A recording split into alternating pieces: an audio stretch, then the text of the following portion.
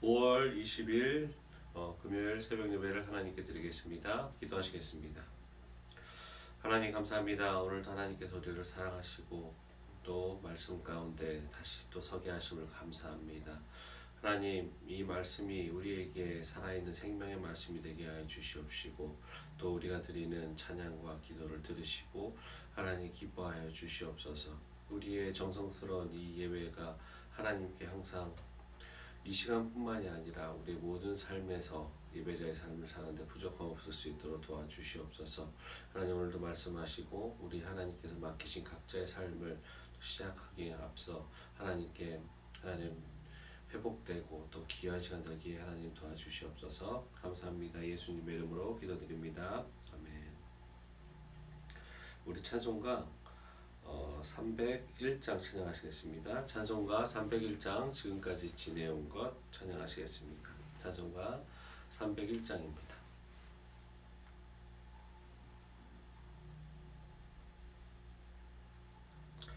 301장 찬양하십니다. 지금까지 지내온 것 주의 크신 은혜라 한이 없는 주의 사랑 어찌 이루 말하랴 자나깨나 주의 손이 항상 살펴주시고 모든 일을 주 안에서 형통하게 하시네. 몸도 맘도 연약하나 새 힘 받아 살았네. 울붓듯이 부시는 주의 은혜 족하다. 사랑 없는 거리에 나 험한 산길에 맬 때 주의 손을 굳게 잡고 찬송하며 가리라. 주님 다시 배올 날이 날로 날로 다가와 무거운 짐 주께 맡겨 벗을 날도 멀잖네. 나를 위해 예비하신 고향 집에 돌아가 아버지의 품 안에서 영원토록 살리라. 오늘 나눌 하나님의 말씀은 사무엘상 9장 1절부터 14절입니다. 다 같이 시작했습니다. 사무엘상 9장 1절부터 14절입니다.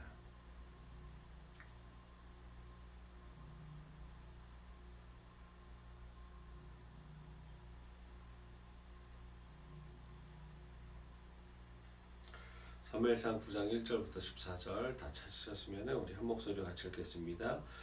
베냐민 지파에 기스라 이름하는 유력한 사람이 있으니 그는 아비엘의 아들이요 스롤의 손자요 베고라스의 증손이요 아비아의 현손이며 베냐민 사람이더라. 기스에게 아들이 있으니 그의 이름은 사울이요 준수한 소년이라. 이스라엘 자손 중에 그보다 더 준수한 자가 없고 키는 모든 백성보다 어깨 위만큼 더 컸더라. 사울의 아버지 기스가 암나기들을 잃고 그의 아들 사울에게 이르되 너는 일어나 한 사원을 데리고 가서 암나기들을 찾으라 하매 그가 에브라임 산지와 살리사 땅으로 두루 다녀보았으나 찾지 못하고 사알림 땅으로 두루 다녀보았으나 그곳에는 없었고 베냐민 사람의 땅으로 두루 다녀보았으나 찾지 못하니라.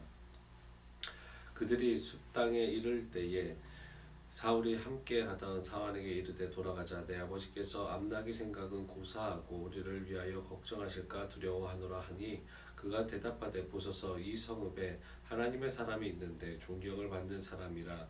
그가 말한 것은 반드시 다 응하리니 그리로 가나이다. 그가 혹 우리가 갈 길을 가르쳐 줄까 하나이다 하는지라. 사울이 그의 사원에게 이르되 우리가 가면 그 사람에게 무엇을 드리겠느냐. 우리 주머니에 먹을 것이 다하였으니 하나님의 사람에게 드릴 예물이 없도다. 무엇이 있느냐 하니 사원이 사울에게 이 다시 대답하여 이르되 보소서 내 손에는 한 세겔의 4분의 1이 있으니 하나님의 사람에게 드려 우리 길을 가르쳐 달라 하겠나이다 하더라. 옛적 이스라엘의 사람이 하나님께 가서 물으려 하며 말하기를 선견자에게로 가자 하였으니 지금 선지자라 하는 자를 옛적에는 선견자라 일컬었더라. 사울이 그의 사원에게 이르되 내 말이 옳다 가자 하고 그들이 하나님의 사람이 있는 성읍으로 가니라. 그들이 성읍을 향한 비탈길로 올라가다가 물 기르러 나오는 소녀들을 만나 그들에게 묻되 선견자가 어디 있느냐 하니 그들이 대답하여 이르되 있나이다. 보소서 그가 당신보다 앞서 갔으니 빨리 가소서. 백성이 오늘 산당에서 제사를 드리므로 그가 오늘 성읍에 들어오셨나이다. 당신들이 성읍으로 들어가면 그가 먹으러 산당에 올라가기 전에 곧 만나리이다. 그가 오기 전에는 백성이 먹지 아니하나니 이는 그가 제물을 축사한 후에 청함을 받은 자가 먹음이니이다. 그러므로 지금 올라가소서 곧 그를 만나리이다 하는지라. 그들이 성읍으로 올라가서 그리로 들어갈 때에 사무엘이 마침 산당으로 올라가려고 마주 나오더라. 아멘. 오늘은 한결같은 우리의 충성이라는 제목으로 하나님 말씀 나누겠습니다. 본문은 이스라엘 백성의 사사시대가 이제 막을 내리고 이스라엘 백성이 이제는 우리도 다른 나라처럼 왕을 주십시오라고 왕정 제도를 요구하는 백성들을 향해서 사무엘이 왕정 제도의 폐단에 대한 경고와 여호와의 왕정 허락에 대해서 보도하고 있는 어제까지의 본문에 이어서 이스라엘의 초대 왕이 될 사울에 대한 소개와 사울이 자기에게 기름을 부어 왕으로 세울 사무엘을 찾게 된 경위에 대해서 오늘 보도하는 내용입니다. 구절별을 살펴보면 1절부터 2절은 사울에 대하여 소개하고 있습니다. 즉 사울은 베냐민 지파의 유력한 사람의 기스의 아들로 준수하고 키가 어깨보다 보통 사람보다 높았다고 말하고 있습니다.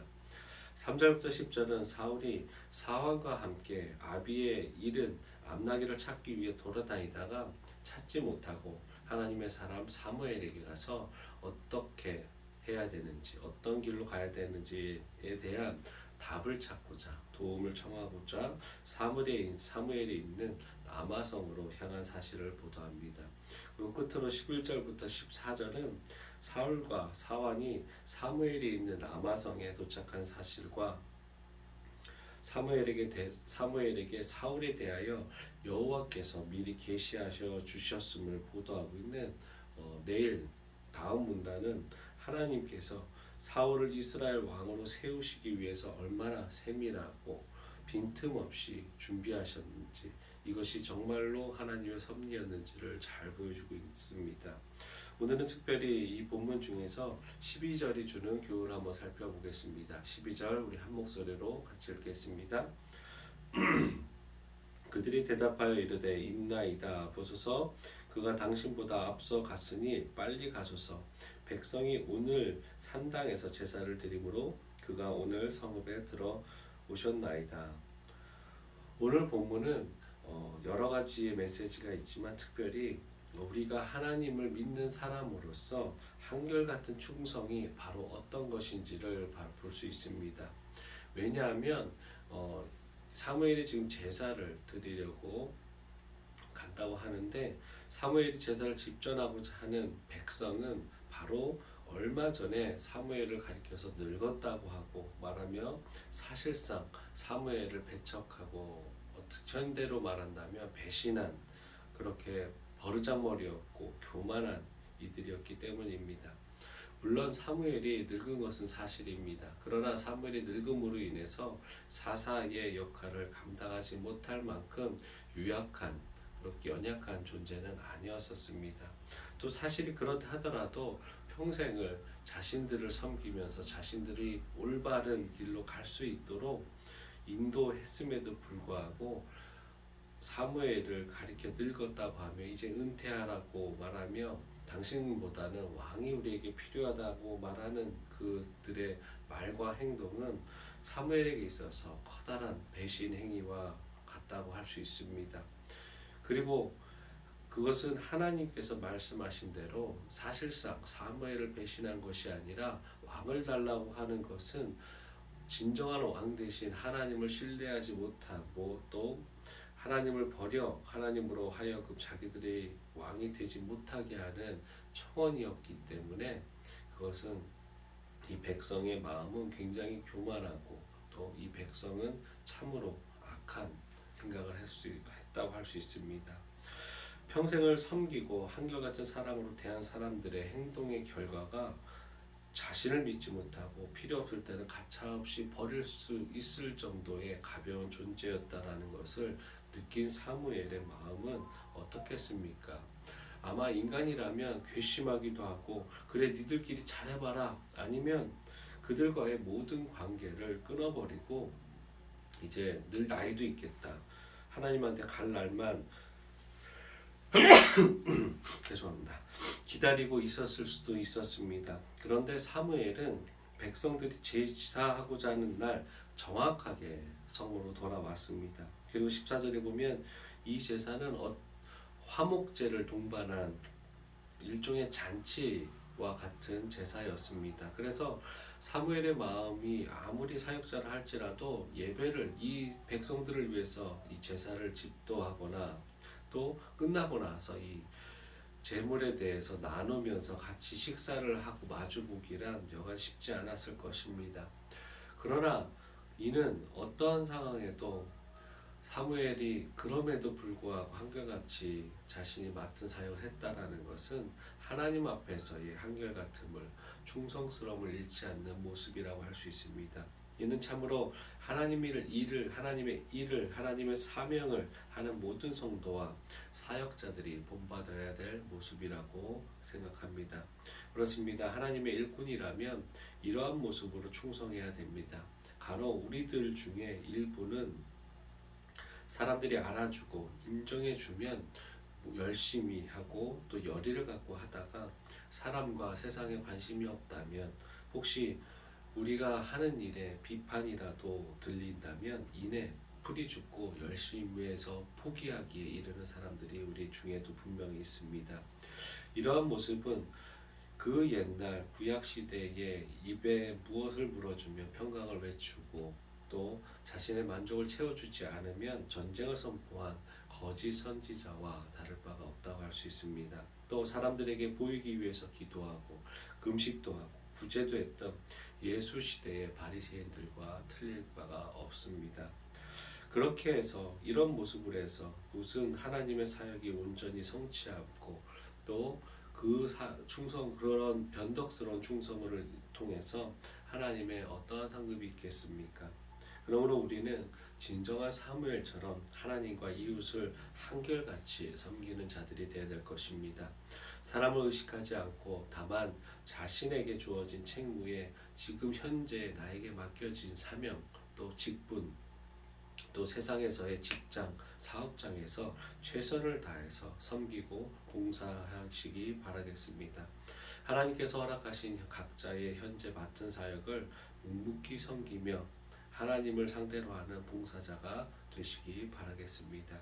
사람들의 반응 여부에 따른 고독과 허탈을 이겨내고 변함없이 봉사와 충성을 하는 여러분들이 되시기를 바랍니다. 우리가 사람과 세상이 아닌 하나님 앞에서 한결같은 모습을 보일 때 그 한결같음을 통해서 하나님께 영광을 돌릴 수 있고 또 하나님께서도 우리를 향해서 착하고 충성된 종이라고 말씀하시며 큰 칭찬과 상급을 준비하실 것입니다. 역대하 31장 21절입니다. 그가 행하는 모든 일 곧 하나님의 전에 수종드는 일이나 율법이나 계명에나 그의 하나님을 찾고 한 마음으로 행하여 형통하였더라. 오늘 하루도 하나님의 말씀에 한결같이 반응하시고 한결같이 최선을 다하는 우리에게 맡겨진 그 사역에서 그 일에서 직분에서 하나님께 영광 돌리는 우리 말씀 주실 교회 모든 성도님들이 되시기를 예수 그리스도의 이름으로 축원드리겠습니다. 기도하시겠습니다. 하나님 감사합니다. 오늘도 하나님께서 우리를 사랑하여 주셔서 하나님 이렇게 한결같은 충성할 수 있는 그런 넉넉한 마음을 우리에게 허락하여 주셔서 감사합니다.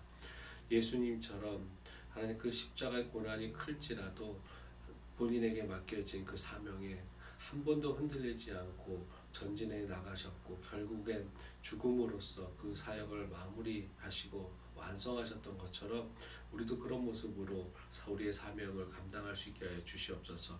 그렇지만 우리는 예수님보다 비교할 수 없이 보잘것없는 존재이고 너무나 유약하고 또 연약한 존재이기에 하나님 우리의 사명을 최선을 다할 때가 있지만 그렇지 못할 때가 있음을 고백합니다. 어쩔 땐 포기하고 싶을 때가 있고 어쩔 땐 기도하기 귀찮아하며 말씀 보기 귀찮아하고 또 말씀대로 살아가는 데 있어서 힘들어할 때가 있습니다. 하나님 그게 바로 우리의 모습임을 고백합니다. 우리의 연약함까지도 살펴주시고 성령님 보호하고 인도하셔서 우리가 하나님께서 맡기신 이 하루 한 시간 하나님 아버지 우리의 모든 인생이 오직 하나님께 순종할 수 있는 순종하는 그런 우리의 인생과 한결같은 우리의 충성된 순종이 될 수 있도록 도와주시옵소서. 오늘 하루도 하나님께 충성된 하루 살겠습니다. 우리 성도님들 모두 한 분 한 분 각자의 삶에서 오늘도 하나님의 영광을 위해서 사시는 그런 하루 될 수 있도록 도와주시옵소서. 우리 같이 서로 기도하며 나아가겠습니다. 감사합니다. 예수님의 이름으로 기도드립니다. 아멘. 하늘에 계신 우리 아버지여 이름이 거룩히 여김을 받으시오며 나라가 임하시오며 뜻이 하늘에서 이루어진 것 같이 땅에서도 이루어지이다. 오늘 우리에게 일용할 양식을 주시옵고 우리가 우리에게 죄 지은 자를 사하여 준 것 같이 우리 죄를 사하여 주시옵고 우리를 시험에 들게 하지 마시옵고 다만 악에서 구하시옵소서. 나라와 권세와 영광이 아버지께 영원히 있사옵나이다. 아멘. 우리 시간에는 기도하는 시간 갖겠습니다. 한 3가지 정도 같이 기도 제목 나누고 이 기도를 해주시고 나머지 시간에 각자 기도하셨으면 좋겠습니다. 첫 번째로 북한의 코로나 확산이 걷잡을 수 없이 계속 커지고 있는데 한민족으로서 불쌍히 여기고 우리가 도울 수 있는 것들을 좀 도왔으면 좋겠습니다. 그리고 도움의 손길들이 우리나라뿐만이 아니라 국제적으로 잘 이루어지고 또 핵 관련돼서도 여러 가지 있지만 평화와 안전을 찾을 수 있는 북한이 될 수 있도록 기도해 주시고 또 우리 두 번째로 가까운 나라 일본에서 후쿠시마 오염수를 해양에 방출하기로 결정을 했답니다. 그럼에도 그것이 자신들의 안전과 또 이런 것이 되는 것이 아니라 본인보다 다른 사람을 이웃 나라를 조금 더 생각하고 또 하나님께서 허락하신 이 자연을 아낄 수 있는 방법이 무엇인지 하나님 우리 그리스도인들이 기도했으면 좋겠습니다. 그리고 우리 말씀 중심 교회를 위해서 마지막으로 기도하실 텐데 한결같은 믿음 생활을 할 수 있도록 우리 공동체 구성원들 우리 멤버들 한 명 한 명이 될 수 있도록 기도해 주셨으면 좋겠습니다. 오늘 하루도 하나님께 영광 드리는 하루 될 수 있도록 간절하게 기도하는 시간 갖겠습니다. 다 같이 기도하시겠습니다.